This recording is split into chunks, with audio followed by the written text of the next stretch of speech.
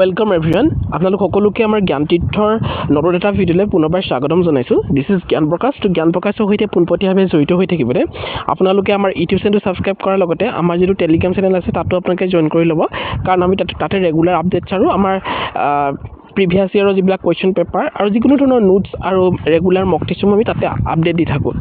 বাৰু যি নহওক আজিৰ ভিডিঅ'টো থাম্বনেল আৰু টাইটেল দেখি গমেই পাইছে ভিডিঅ'টো কিহৰ ওপৰত ডিছকাশ্যন কৰিবলৈ গৈ আছোঁ। হয়, যোৱাকালি আমাৰ মুখ্যমন্ত্ৰী মহোদয়ে নিজেই ঘোষণা কৰিছে যে আগন্তুক সময়ত তেওঁ BEd প্ৰাৰ্থীসকলৰ কাৰণে বা BEd যিসকলে পঢ়িবলৈ গৈ আছে বা শিক্ষক হ'ব বিচৰা প্ৰতিগৰাকী প্ৰত্যাশীৰ কাৰণে তেওঁ এটা খুব ভাল কথা তেওঁ তাতে উল্লেখ কৰিছে যিটো প্ৰয়োজনীয় আছিল। এতিয়া তেওঁ ঘোষণা কৰিছে কিন্তু এই কথাটো আচলতে 2-3 বছৰ বা 5 বছৰ আগতেই বহুত বেছি প্ৰয়োজনীয় আছিল কাৰণ আমি সকলোৱে জানো আমাৰ অসমত বিশেষকৈ অসমত BEd পঢ়িবলৈ আমাৰ চিটৰ সংখ্যা বহুত বেছি কম। আমাৰ গুৱাহাটী ইউনিভাৰ্চিটিত যথেষ্ট সংখ্যক চিট তাতে আছে যদিও প্ৰায় সংখ্যক চিট কিন্তু প্ৰাইভেট কলেজসমূহতেই আছে। গতিকে প্ৰাইভেট কলেজসমূহত BEd কৰিবলৈ যাওঁতে কেনেকুৱা ধৰণৰ সমস্যাৰ আমাৰ যিসকল BPL কেটেগৰী শিক্ষাৰ্থী থাকে বা যিসকল দুখীয়া শ্ৰেণীৰ ছাত্ৰ ছাত্ৰী থাকে তেওঁলোকে কেনেকুৱা ধৰণৰ এটা সমস্যাৰ সন্মুখীন হ'বলগীয়া হয় সেয়া আমি গম পাওঁ। কাৰণ এখন প্ৰাইভেট ইনষ্টিটিউশ্যনত যেতিয়া তেওঁলোকে এডমিশ্যন ল'বলৈ গুচি যায় প্ৰায় 3 লাখ বা 2.5 লাখ টকালৈকে তাতে দৰ উঠি যায় গোটেই কোৰ্চটো কৰোঁতে 2.5 বছৰত। আৰু এই 2.5 লাখ বা 3 লাখ টকা এটা দুখীয়া শ্ৰেণীৰ বা BPL কেটেগৰী কেণ্ডিডেটৰ কাৰণে ডেফিনেটলি এইটো সম্ভৱ নহয় জানো। আৰু একেবাৰে গভৰ্ণমেণ্ট ইনষ্টিটিউশ্যনত একেবাৰে চিটৰ সংখ্যা একেবাৰে কম এইটো আমি সকলোৱে জানো। লাগিলে সেয়া গুৱাহাটী ইউনিভাৰ্চিটিয়ে হওক, তেজপুৰ ইউনিভাৰ্চিটিতো বহুত বেছি কম চিট আছে, অসম ইউনিভাৰ্চিটিত বহুত বেছি কম চিট আছে নহয় জানো।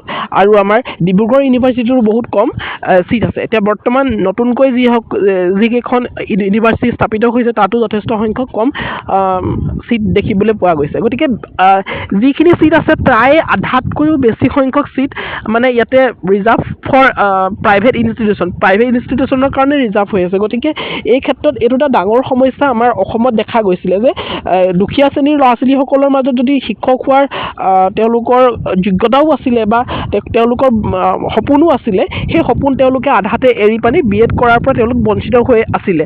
আৰু এই কথাটোত মুখ্যমন্ত্ৰী মহোদয়ে পলমকৈ হ'লেও চকু দি তেওঁ যোৱাকালি ঘোষণা কৰিছে যে BEd প্ৰাৰ্থীসকল যিসকলে BEd কৰিবলৈ গৈ আছে তেওঁলোকে অতি কম দিনৰ ভিতৰতে তেওঁলোকে এটা স্পেচিয়েল নিযুত মইনা আঁচনি বা নিযুত বাবু আঁচনি তেওঁলোকে লাভ কৰিব যাৰ জৰিয়তে তেওঁলোকে প্ৰতি মাহে এটা ধনৰাশি তেওঁলোকে একাউণ্টত লাভ কৰিব আৰু সেই ধনৰাশিৰ জৰিয়তে তেওঁলোকে BEd পঢ়াৰ বাবে মান্থলি পে'মেণ্টসমূহ তেওঁলোকে কৰিব পাৰিব বা তেওঁলোকে BEdৰ কাৰণে যিখিনি খৰচ কৰিব লাগে সেইখিনি খৰচ কৰিব পাৰিব।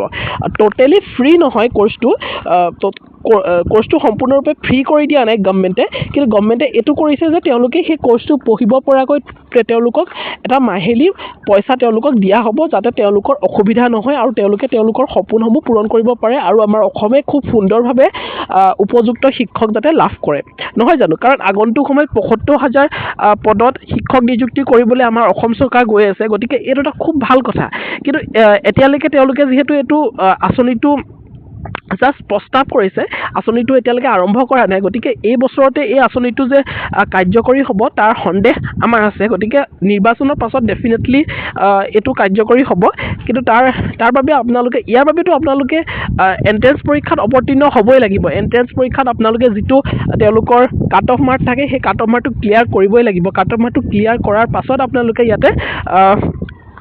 ইয়াৰ বাবে আপোনালোক উপযুক্ত হ'ব। গতিকে নিজকে এতিয়া আপোনালোকে এণ্ট্ৰেঞ্চ পৰীক্ষাটোৰ কাৰণে প্ৰিপেয়াৰ কৰি ৰাখক যাতে আপোনালোকে এইবাৰ BEdৰ এণ্ট্ৰেঞ্চ পৰীক্ষাত উত্তীৰ্ণ হৈ পানি আপোনালোকে খুব এখন ভাল ইনষ্টিটিউশ্যনত পাৰিলে গভৰ্ণমেণ্ট ইনষ্টিটিউশ্যনতে যাতে আপোনালোকে BEdৰ বাবে নিজকে নামভৰ্তি কৰিব পাৰে। কাৰণ গভৰ্ণমেণ্ট ইনষ্টিটিউশ্যনত প্ৰাইভেট ইনষ্টিটিউশ্যনতকৈ বহুত বেছি কম দামত প্ৰায় 10% হাৰত আপোনালোকৰ এডমিশ্যন প্ৰচেছটো বা গোটেই কোৰ্চ ফিজটো সম্পূৰ্ণ হৈ যায়। যদিও তাতে পোষ্ট কম আছে গতিকে আপোনালোকে এণ্ট্ৰেঞ্চ পৰীক্ষাৰ কাৰণে খুব ভাল ধৰণে প্ৰিপেৰেশ্যন কৰিব লাগিব যাতে আপোনালোকে টপ ৰেংকাৰ হোল্ডাৰ হ'ব পাৰে BEd এণ্ট্ৰেঞ্চ এক্সামটোৰ ক্ষেত্ৰত। গতিকে সেইখিনিয়ে কথা। মই অলপমান আমাৰ মুখ্যমন্ত্ৰী মহোদয়ে কি কথা কৈছে মই সেইখিনি অকণমান ক্লিপটো ইয়াতে লগাই দিছোঁ, আপোনালোকে চাই ল'ব।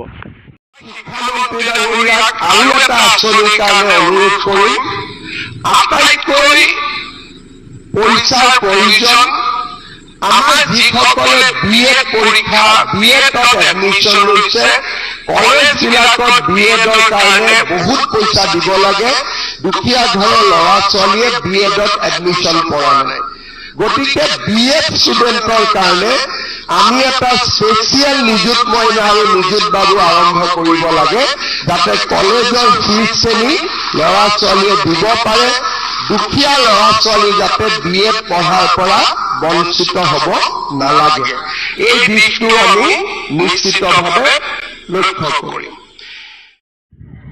গতিকে দেখিলে মুখ্যমন্ত্ৰী মহোদয়ে খুব সুন্দৰভাৱে কথাটো প্ৰস্তাৱ কৰিছে আৰু শিক্ষামন্ত্ৰী মহোদয়ক উল্লেখ কৰিছে গতিকে অতি কম দিনতে এই যিটো ছিষ্টেম এইটো ডেফিনেটলি কাৰ্যকৰী হ'ব আৰু যিমান দূৰ আমি গম পাইছোঁ যিমান দূৰ NCTৰ পৰা গাইডলাইন আহিছে এই বৰ্ষতে এবছৰীয়া বিএড পাঠ্যক্ৰমো আৰম্ভ হ'ব তাৰমানে এইটো নহয় যে দুবছৰীয়া বিএড পাঠ্যক্ৰমটো একেবাৰে নোহোৱা হৈ যাব এবছৰীয়া বিএড পাঠ্যক্ৰমটো আৰম্ভ হ'ব সেইসকল ইনষ্টিটিউশ্যনত যিবিলাকত আপোনালোকৰ general degree BA BSc BCom বা ইণ্টিগ্ৰেটেড বিএড ডিগ্ৰীসমূহো তাতে উপলব্ধ আছে তাতে আপোনালোকে মাষ্টাৰ্ছ কৰি ৰাখিছে ইতিমধ্যে আপোনালোক যদি MA হয় MSc হয় বা MCom হয় বা MTech হয় তেতিয়াহ'লে আপোনালোকে ডেফিনেটলি এবছৰীয়া বিএড পাঠ্যক্ৰমটোৰ কাৰণে আপোনালোক এলিজিবল হ'ব ইয়াৰ লগতে আপোনালোকে যদি 4 বছৰীয়া BA বা BSc বা BCom ডিগ্ৰী যদি পূৰ্বতে কৰি ৰাখিছে তেতিয়াহ'লে আপোনালোকেও এই যিটো এবছৰীয়া বিএড ডিগ্ৰী তাৰ কাৰণে আপোনালোকে যোগ্যতা লাভ কৰিব গতিকে যিসকলে শিক্ষক হ'বলৈ মন কৰি আছে তো ডেফিনেটলি আপোনালোকে হাতত 3-4 মাহ আছে এন্ট্ৰেন্স পৰীক্ষাৰ কাৰণে খুব ভাল ধৰণে প্ৰিপেৰেশ্যন কৰক